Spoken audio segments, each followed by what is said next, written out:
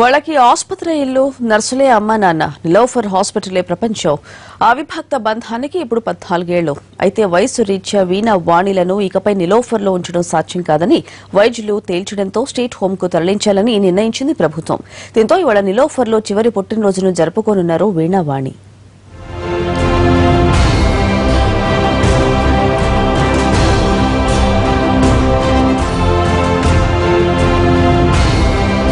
మన కళ్ల ముందే పెరిగి పెద్దయ్యారు. ఒకటి కాదు రెండు కాదు 14 ఏళ్ల విడదీయలేని బంధం వాళ్ళది. అమ్మ అనురాగం లేదు, నాన్న మమకారం లేదు.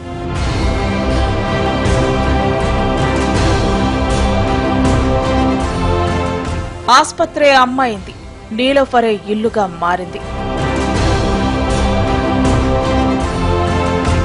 వీణావాణి తెలుగు రాష్ట్రాల్లో ఈ అవిభక్త కవలల గురించి తెలియని వారుండరు.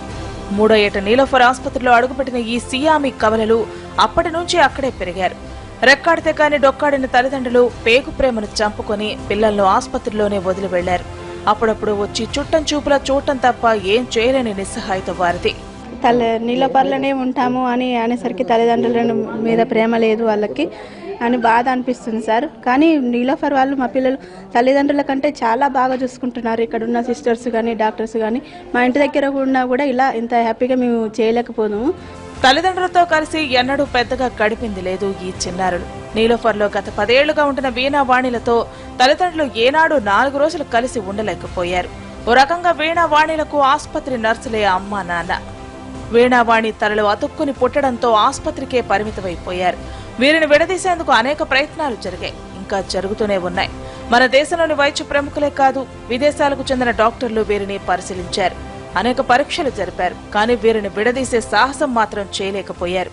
80% కూడా గ్యారంటీ ఇస్తాము, ఖచ్చితంగా ఆపరేషన్ చేస్తాము. ఇలాంటి పిల్లలకు మేము ఆపరేషన్ చేసినాము.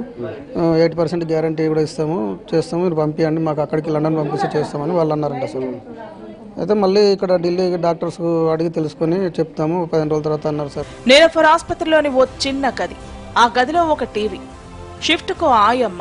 ఇది వీణావాణిల జీవితం. ఒకరు బాత్రూమ్ కి వెళ్లాల్సి వస్తే మరొకరు సహకరించాల్సిందే.